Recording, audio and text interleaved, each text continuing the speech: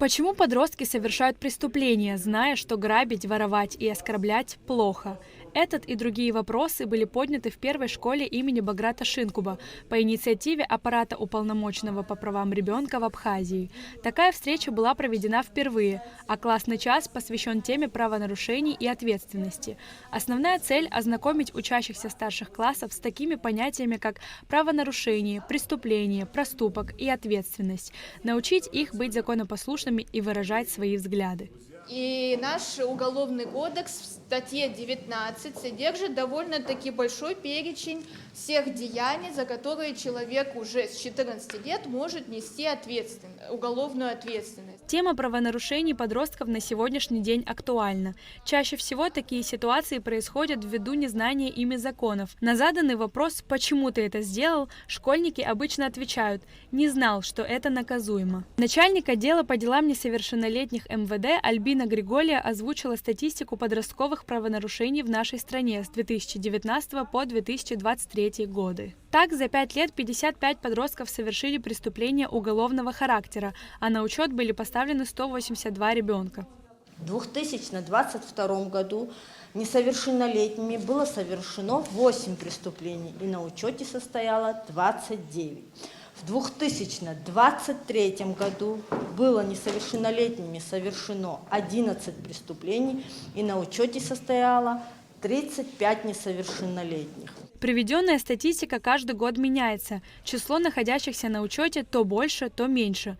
Причины разные, однако в основном правонарушителя, который, по мнению работников, исправился, снимают с учета, что и сказывается на цифрах. Уполномоченный по правам ребенка в Абхазии Мактина Джинджолия провела небольшой интерактив «Вопрос-ответ», в котором учащиеся активно участвовали и приводили примеры правонарушений и преступлений. Он систематически, без уважительной причины пропускал школу, он мешал проводить занятия, очень шумел, нецензурно выражался и мешал педагогу проводить урок. Как вы думаете, к какому из этих понятий относится поведение мальчика? Да? Проступок. Проступок, все верно. Давид, как вы считаете, сразу его будут ставить на учет подразделения? Если он переберут грань этих проступков, если их будет, также зависит от какой характер поступка. Он может быть поступок незначительный, а может быть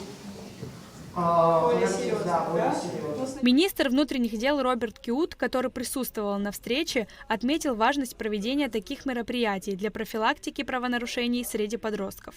Проступок – это первый признак того, когда ребенок пытается себя как-то обозначить, наверное, скорее всего, показать перед своими сверстниками, где-то, как мы любим обычно себя утвердить.